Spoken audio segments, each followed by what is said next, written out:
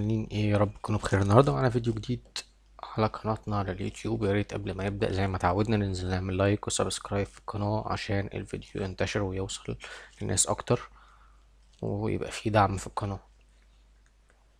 وصدقني يعني انا بشوف ناس كتير بتخش تتفرج على الفيديوهات وما بتعملش لايك ولا سبسكرايب. بلاقي عدد مشاهدات كتير واللايكات قليلة.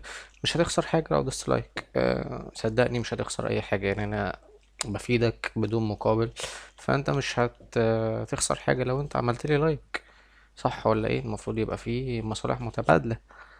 يلا بينا نبدأ قبل ما يعني ايه ما نتأخر عليكم ويبقى الفيديو طويل. هنشتغل النهاردة على درس إضاءة أو إيديت. يعني هقول لكم ازاي لو الصورة ما فيهاش إضاءة كويسة شبه كده. طبعا الصور دي رو، فهقول لك ازاي تعدل الإضاءة وتصحح الإضاءة من على الكاميرا رو فلتر، وبعد كده هنعمل إيديت للصور التانية. أول حاجة فتحنا الصورة معانا بالشكل دوت. تمام. هنا في بروفايل، هنا بتلاقي ألوان الصورة زي ما بتفتحها على الرو بيبقى خام، فانت بتعدل عليها زي ما انت عايز، مباح معاك اللي انت عايزه. تمام. هنا الادوبي كولر، الوان الفوتوشوب. لاندسكيب لو مصور اشخاص، سوري، لاندسكيب شوارع، مناطق اللي هو المناظر الطبيعية، فبتعدل لك الوان. تمام. هنا نيوترال دوت الاضاءة الطبيعية. بورتريه اشخاص. ستاندرد العادي. في كام بقى حاجة كده لو محتاج ان انت ايه تختار منهم بالشكل ده. تمام. انا شايف الصورة دي مثلا انا هشتغل عليها عادي جدا. تمام. فانا هاجي على النيوترال، وهاجي اعلي الاكسبوجر، هخليه 40. الكونتراست هخليها 12. هايلايت لو زودته بالشكل ده هيرفع معايا اضاءة، لو قللته هيديني اضاءة اقل، او يعني ايه، الحتت اللي هي بتبقى فيها اضاءة زيادة يقللها. تمام. فاحنا هنقللها كده بالشكل دوت، هنخليها 50%. الشادو هنقللها، هنخليها 20. الوايت هنخليها 30. بلاك هنرفعه حاجة بسيطة، هنخليه 12 بالشكل ده. تمام. كده ندوس اوكي، نفتح الصورة بتاعتنا. شايفين شكل الصورة كان قبلها عاملة ازاي؟ اعيد لكم الصورة قبل عشان الرو ما بيبقاش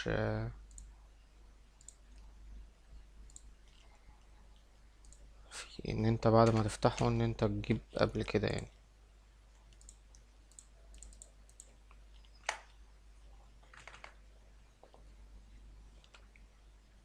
ده كده صورة رو عادية. ده كده لما عدلنا الإضاءة بتاعتها. موضوع بسيط جدا وما بياخدش وقت.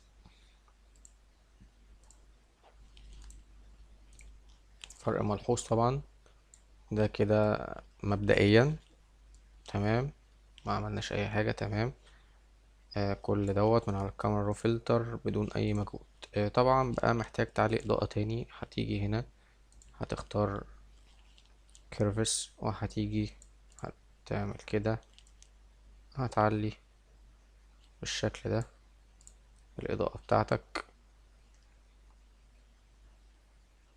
وهتلاقي الصورة بتاعتك بقى شكلها يعني حلو جدا. تمام. بس كل ما تعلي الإضاءة كل ما التفاصيل بتاعتك والألوان بتاعت الصورة بتقل، فأنت هتبدأ تشتغل عليها عادي جدا. يعني هتزود ألوان بقى هتظبط دنيتك عادي. تمام، تيجي هنا عند الابيض، هتشوف النسبة اللي انت محتاجها. تمام، ممكن تخليه مدي على الاصفر، ممكن تخليه مدي على الابيض، في كل الدرجات اللي انت عايزها. هنخليه طبيعي. تمام، هنزود الالوان بتاعة البشرة.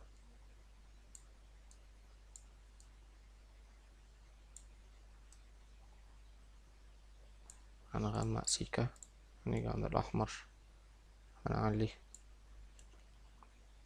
بالشكل ده. تمام، شوف المناسب معانا وهنشتغل عليه.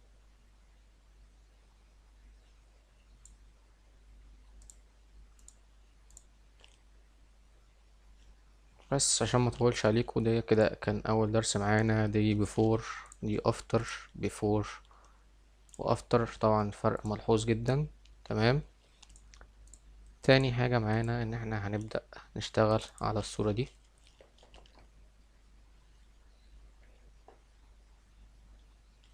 تمام، دي صورة رو برضو معانا، محتاجين ان احنا نعدل فيها edit ونشيل الاوكتا بوكس او الاضاءة، مصدر الاضاءة اللي هو بيصور بيها. تمام، هنرفع الاكسبوجر 30%، كونتراست هنقلله حاجة بسيطة. تمام، هايلايت هنقللها برضو حاجة بسيطة، هنخليها 30 -30. الشادو تأثر معانا في الأماكن الغامقة اللي هنا دي، كده وكده. تمام، هنرفعها شوية. الوايت هنخليه 18 كويس. تمام، بلاك هنرفعه برضو شوية، مش عشان ميبقاش الصورة غامقة معانا. تمام، بالشكل ده. نيجي نظبط ألوان من هنا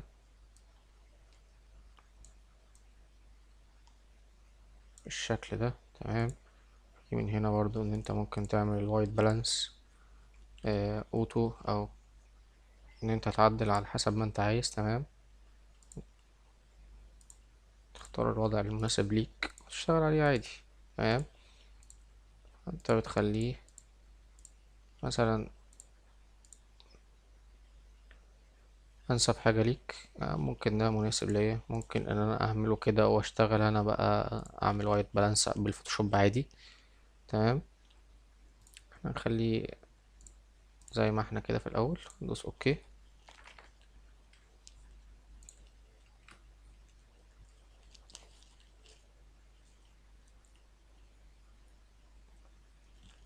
فتحنا الصورة بتاعتنا.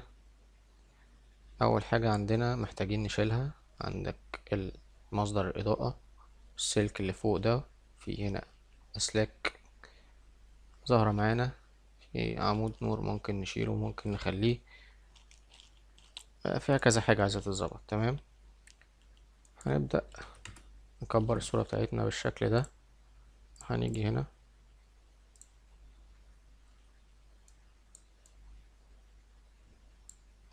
نقرب ونمسح السلك ده بالشكل ده كده.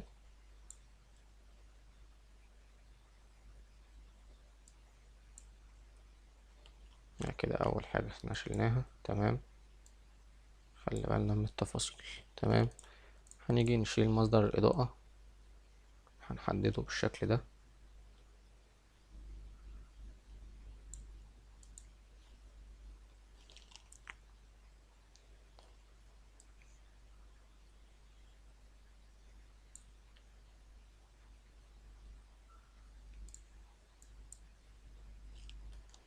كده، يعتبر اتشال.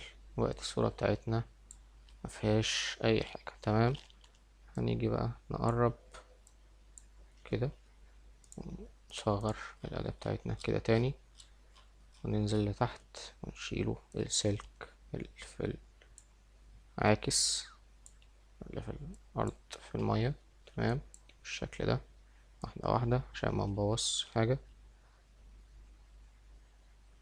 أهم حاجة التفاصيل، يعني كل ما انت اهتميت بالتفاصيل الصغيرة، كل ما الصورة بتاعتك طلعت أحسن والشكل أفضل. تمام، موضوع بسيط مش هياخد منك وقت، يعني في حدود 5 دقايق 10 دقايق هكون مخلص الصورة بتاعتك من الحاجات دي، هتبدأ تشتغل طبيعي عادي جدا يعني. تمام.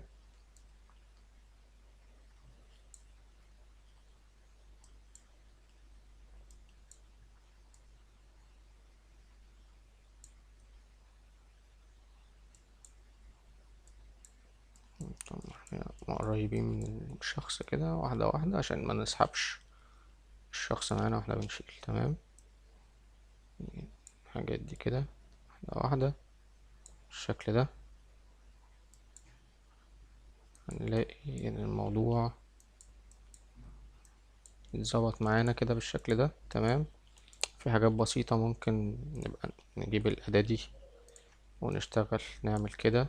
تمام. بس عشان الألوان وكده فاحنا ممكن نجيب البرش ونعليها شوية ونبدأ نعمل لهم دمج في بعض كده بسيط،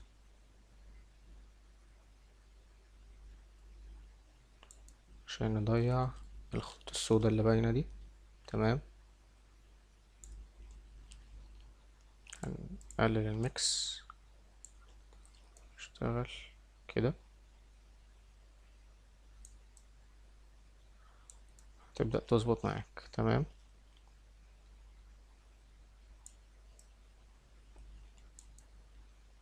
طبعا هي الحتة دي اوت اوف فوكس، عشان كده انا بعمل كده اللي هو ايه،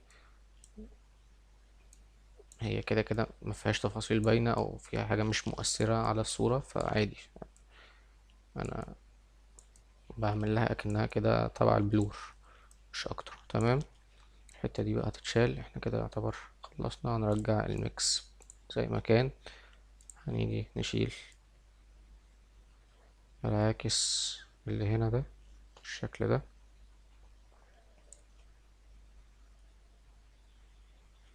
تمام.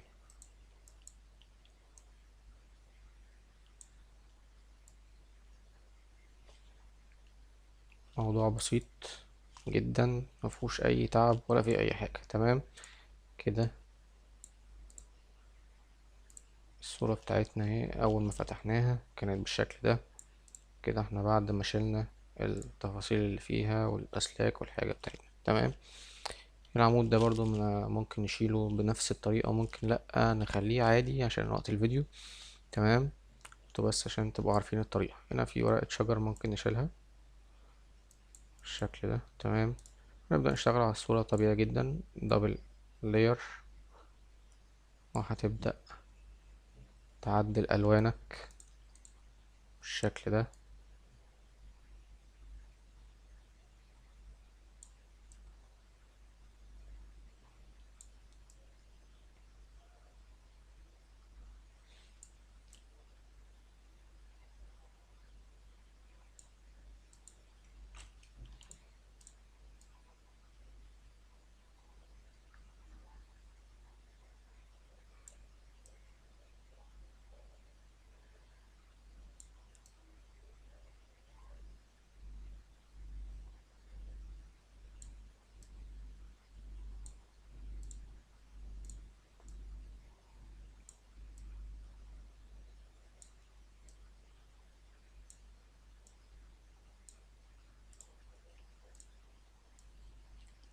لون السحاب بقى هنبدأ إن احنا نظبطه.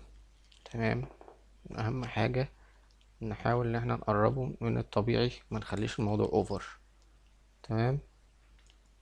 لون السحاب بيبقى واخد الدرجة دي بالشكل ده. ممكن نفتحها سيكة الأزرق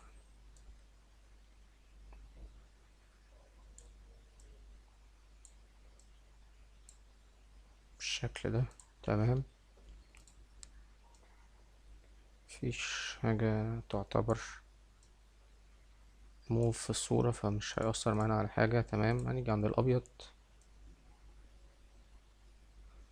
الأبيض بيبقى مؤثر على السحاب ومؤثر على كذا حاجة، يعني لو عملناه كده هيبقى مبين تفاصيل، بس جاي على اللون البنفسجي، فاحنا هنظبطه كده مثلا نخليه مايل على الأبيض كده بيميل على الابيض، كده بيميل على الاصفر، فاحنا هنخليه مايل على الابيض. تمام. نفتح هنا حاجة بسيطة، هنيجي عند بلاك، نرفع اللون الاحمر شوية، نقلل الموف واحد، الاصفر هنعليه شوية، هنقلله تلاتة، نزود البلاك برضو بالشكل ده، خليه اتنين. بص على الصورة بتاعتنا كده.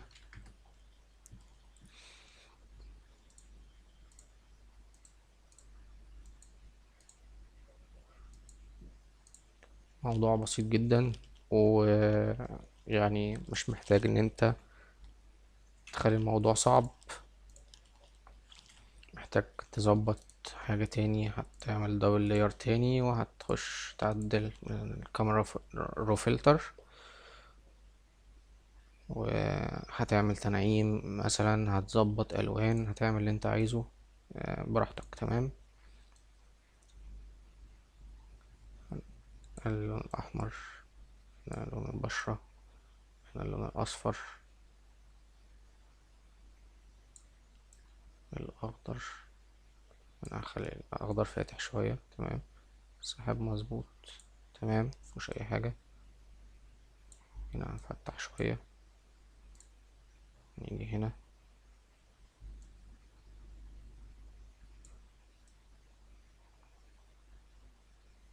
نديها لون برضو اخضر، هقلله خليه فاتح بالشكل ده. تمام. هنا فتحه شوية. هنا بقى عايز بقى تظبط لون السحاب اكتر بالشكل ده، تقلل تزود براحتك. هنا البشرة تحاول تخليها مايلة للأورانج، يعني اللون الطبيعي الأكتر. تمام. حاول يعني ما تخليهاش فيك، أهم حاجة إن أنت ما تخليهاش فيك. تمام. بس يعتبر كده احنا طولنا جدا في الفيديو، وكفاية كده. اشوفكوا فيديو جاي. سلام.